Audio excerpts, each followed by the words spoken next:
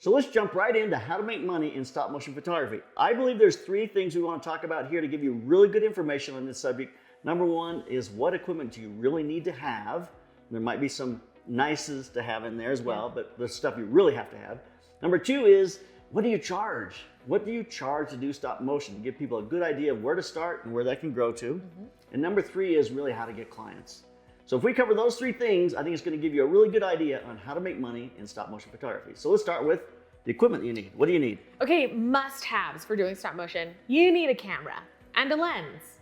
If you don't have those though, and you want to get started with a device or phone or an iPad, that's a great starting point. I always think it's really important to start with what you have and not just like invest a ton of money and go crazy on it if you don't know if there's like a viable product or you're waiting to do stuff and to start your craft thinking, well, I don't have the right camera, I don't have the right, you know. So if you're worried about that, stop worrying about it and just jump in and get started. But if you're ready to invest and like really build a career, make money around doing stop motion, you need a good camera.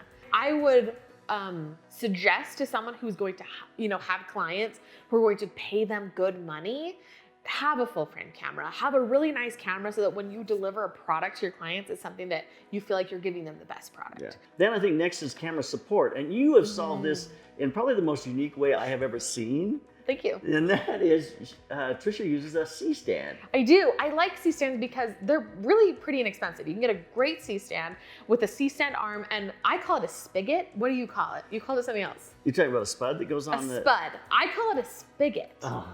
I think when it's just on one side has 1/4-20, the other has 3/8. So it's a spud you can tighten into the C-stand. You or can a twist spigot, your camera. and it goes into that C-stand arm, and then you can raise that and lower that at like great heights. You can really get it up high. You can get up high. Yeah, you can't get it really low, but you can get up pretty high. And what's nice about it is you can sit at a table, and you can put your C-stand up, and you don't have to animate sitting on the floor, which I did for many years. And it's a great way to start, but it really helps your body if you don't have to sit on the floor. So on most tripods, it's hard to get a tripod up. Yeah, and you're always getting your legs over. Yeah, at 6 feet or 5 feet. I mean, that's hard to get a tripod at that height. So that's pretty tough. Yeah. So a C-stand is a pretty dang good option. It's not as expensive as a tripod. It's also going to give you as much or more reach over the table that you're animating on than a tripod. And then we got a tether, some kind of tether. Yeah, we need a tether to a computer, which means you also need a computer. Gotta have a computer. And what's really helpful is an AC power adapter that you can plug into your camera, plug it into the wall, and then you don't have to worry about switching out batteries and touching your camera all the time. So that's another must. Yeah. Okay. Some source of continuous lighting is great. If you have strobe and that's all you can use, go for it, because there's great ways you can shoot with strobe. But if you have the ability to shoot with something continuous or invest in something continuous, go for it. It's really helpful. The problem with strobes. Unless you have a really good strobe, it's going to flicker a little bit. It won't give you the exact output every time you do a frame. And when you're doing 10 frames a second, you know, the frames are going to be different intensities, and it's going to start to flicker. You can deflicker, but it's better if you don't have to. LEDs make a lot more sense. Window light is just too hard because sun comes and goes. I can't really shoot today. There's no light. You know. You need some kind of LED. And you just take animation takes so long. I can't tell you the amount of times I'm like, oh, this is gonna be so fast. And then like 12 hours later, I'm like still moving coffee beans. All right, we gotta move on. We'll never be done with this. That's equipment. There you go, equipment. So now, what do you charge? What do I charge? The coup de grace, the whatever the words are. I don't know what a coup de grace means, but I'll tell you what I charge. It's really important. Okay. My perspective is that as you're starting out, if you're doing things around $1,000, $1,200, that's low end work. It might be a way to get you into the market. It might be able to get you exposed to the market, but it kind of needs to move up from there pretty quickly, because really this kind of work is worth being into the $3,000 to $5,000 range. Yeah, and especially you put so much work into it. I mean, hours and hours and hours, and you need to make sure that it's worth your time. It's kind of complicated to bid a job because it's, you know, how complex is the video? How long is it going to take me to shoot it? How many props do I need? Exactly. So when you're pricing a shoot, you really want to think about the time and effort you're going to put into a shoot. So for example, like me moving a paper car across the scene is going to take infinitely less time than me photographing a coffee bean explosion with like 600 coffee beans, right?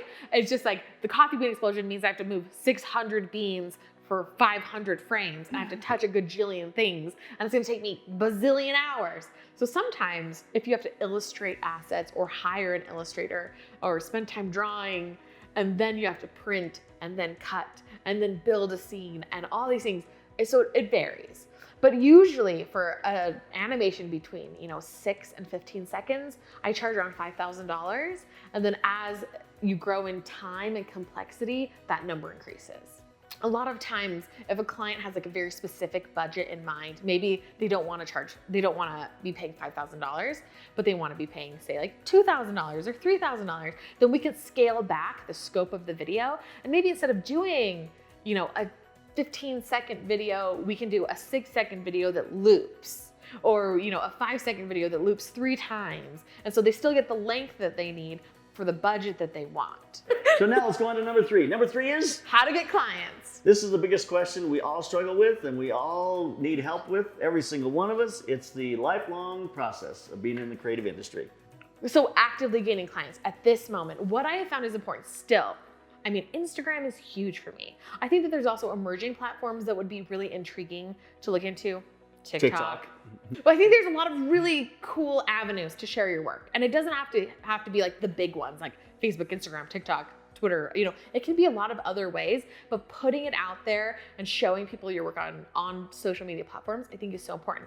But what I do is I identify clients that I think would be a killer fit. My vibe fits their vibe. Their values are the same values I believe in. I think I can deliver great content for them, and I identify clients and I create a list. And then what I like to do is start engaging with them on social media, because you want to love people who love you back. So you're liking their videos, Yeah. You're commenting about the things they're posting. Yeah, but in a really genuine way.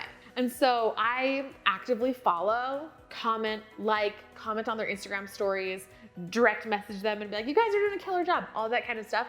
And a lot of times they'll just reach out to me and say, hey, we love your work. We saw your Instagram. Would you do some work for us? And then sometimes they don't reach out, and then I reach out and they know who I am because they've seen me commenting and they've seen me When you look messaging. invested in their brand, it Exactly. doesn't look like it was just a cold call on a huge list. It looks like, oh, she has some history with us. She has some Exactly. desire to work for us. Listen, that's a really great principle. I mean, so I'm looking at this from the point of view of you've got to be active on social media. You've got to be posting on a regular basis. You've got to be shooting new stuff on a regular basis, creative, interesting, innovative kinds of things. So you're posting all the time. I think you also can really look for people that I know that you did this, people that are not necessarily going to pay you a lot of money, but may have some great projects, and you work for them for a while, not making a lot of money, but it helps you create the content. So there's some good points on the equipment you need, what you should charge, and how to get some clients. I mean, we could talk about how to get clients all day long because there's so We've many got great different options. ideas. There you go. So make sure you go to the Slanted Lens, go to online courses, and you can check out the download that we have together. It's a great class. We cover so many topics, from food videos to just getting started to more advanced techniques to fully editing videos. There's some great stuff. So if you watch this video and you're thinking to yourself, I can do stop motion and make some killer cash, go check out our download. Absolutely, because that download is going to go way more in depth on everything that we've talked about here and much, much more. So go over to theslantlens.com, online courses, and get your download today. So keep those cameras rolling. And keep on clicking.